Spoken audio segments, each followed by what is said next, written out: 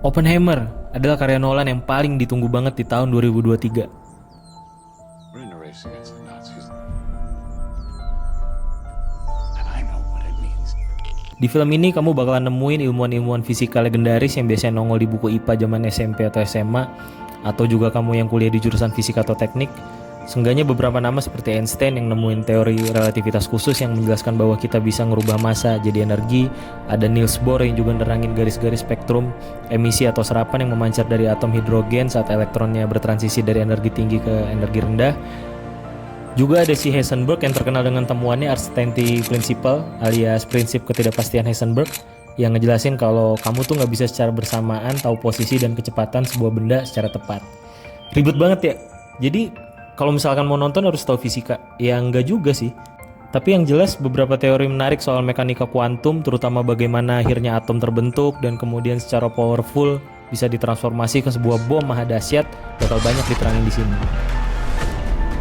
Di alur sendiri seperti film Nolan pada umumnya, alur filmnya itu maju mundur. Jadi kondisi sekarang, kemudian flashback, kemudian maju lagi, kadang mundur lagi, ya gitulah. Strong point-nya di sini adalah scene per scene di naskah cerita ya. Jadi tentu aja rumit seperti film Nolan pada umumnya. Tapi yang bikin jauh lebih menarik sebenarnya di sini dijelasin panjang lebar dan detail gimana caranya Amerika akhirnya harus punya yang namanya bom atom. Bau politik juga di sini kenceng. Gimana peran Nazi Jerman, Amerika dan sekutunya, sampai kemudian kenapa Jepang betul-betul harus diluluhlantakkan dengan bom atom. Bukan cuma sekali bom, 2 kali. Sampai membunuh 140.000 orang di Hiroshima dan 70.000 di Nagasaki 3 hari kemudian. Itu juga belum termasuk sama efek radiasi yang muncul ya, yang turun-temurun bisa diwariskan ke korban-korban dari bom atom yang kemudian bikin Oppenheimer sendiri menyesal di kemudian hari karena telah menciptakan bom tersebut.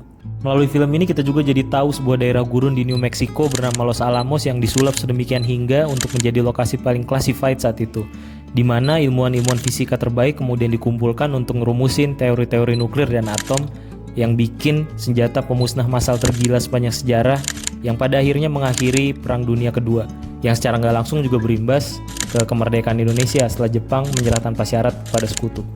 Gue sendiri kemarin nontonnya di IMAX karena secara detail Nolan di beberapa video di YouTube bilang kalau dia ngerekam pakai pita khusus hitam putih dengan pixel yang mantep, dengan grafis segitu mantep plus durasi 3 jam, jelas sebenarnya bukan untuk ditonton bagi kamu yang capek nih kalau misalkan habis pulang kantor atau lagi banyak pikiran.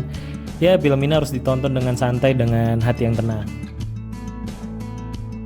Kualitas acting, ya udahlah ya, sebagian besar aktor di sini juga adalah aktor yang udah pernah main di film-film Nolan sebelumnya. Jadi ya kalian juga pasti bakal familiar. Selain itu daya tarik utamanya juga hadirnya Robert Downey Jr. yang jadi Menteri Perdagangan US sekaligus figur besar dalam pengembangan senjata nuklir di negara superpower. Di film ini juga kita banyak belajar. Untuk berdamai, kita harus siap perang. Sejenak juga ngelihat si Cillian Murphy bikin kita inget sama aktingnya di Peaky Blinders sih. Film ini sendiri menurut gue klimaksnya nggak sebombastis Interstellar ya, tapi ya masih bisa dinikmati lah. 7,5 dari 10. Nggak setuju nggak apa-apa. Silakan tonton sendiri, enjoy. 8,